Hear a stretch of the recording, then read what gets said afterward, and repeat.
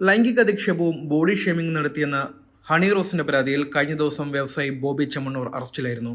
5 ദിവസത്തോളം ജയിലിൽ കഴിഞ്ഞ ബോബി ചെമ്മണ്ണൂരിന് ചൊവ്വാഴ്ചയാണ് ഹൈക്കോടതി ഉപാധികളോടെ ജാമ്യം അനുവദിച്ചത്. ഈ സംഭവം കേരളത്തിൽ വലിയ രീതിയിൽ ചർച്ചയാവുകയും ചെയ്തു.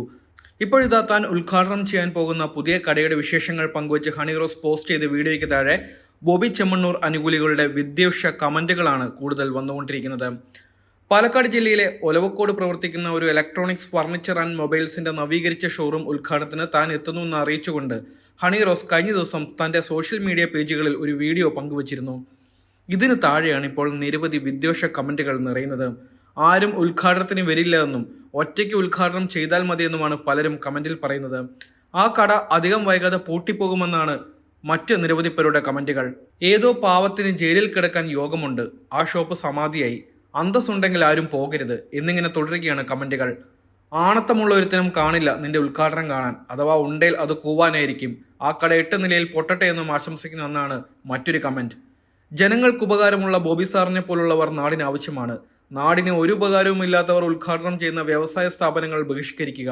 പാവങ്ങളെ സഹായിക്കാൻ മുന്നോട്ട് വരുന്ന ഇവളല്ല, ബോബിയാണ്. അപ്പോൾ ഈ കടയുടെ കാര്യം ഒരു തീരുമാനമായി.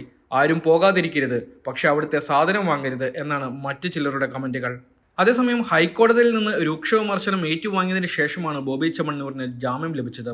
സമാനമായ കേസുകളിൽ ഉൾപ്പെടരുതെന്നും ജാമ്യവ്യവസ്ഥകൾ ലംഘിച്ചാൽ മജിസ്ട്രേറ്റ് കോടതിക്ക് ഇടപെടാമെന്നടക്കമുള്ള ഉപാധികളോടുകൂടിയാണ് ഹൈക്കോടതി ബോബി ചെമ്മണ്ണൂരിന് ജാമ്യം അനുവദിച്ചത്.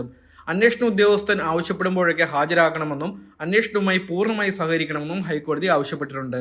എന്തായാലും ബോബി ചെമ്മണ്ണൂർ ഹണി റോസ് വിഷയത്തിൽ നിരവധി പേരാണ് ഇരുവരെയും പിന്തുണച്ചുകൊണ്ട് ഇപ്പോൾ രംഗത്തെത്തിക്കൊണ്ടിരിക്കുന്നത്. ആക്ടിവിസ്റ്റ് രാഹുൽ ഈശ്വറും ഓൾ കേരള മെൻസ് അസോസിയേഷനുമെല്ലാം ബോബി ചെമ്മണ്ണൂരിനെ പിന്തുണച്ചിരുന്നു.